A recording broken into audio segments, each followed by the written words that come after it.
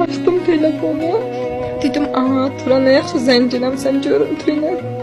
Dedi, Fatoşum hanı məktəbə gedir, onun üçün yığmışam. Dedim, ay Tural, biraz tez yığardın, indi çıxıb Fatimə. Dedim, gəlib özünü apararsan da, sabah da Fatiməm ad günüdür. Neyleyim yüzüme gülmedi hayat. Cennete gelmişem yatıram rahat. Ey gözü yaşlı kalan dolmalarım, bir gün görüşerik kalın salamat. Bir gün görüşerik kalın salamat. Ama ben şahit oldum, onlar ağlama yarım. Ben şahit oldum, kare bağlama ata. Ben şahit oldum, yasını saklama. Teki beten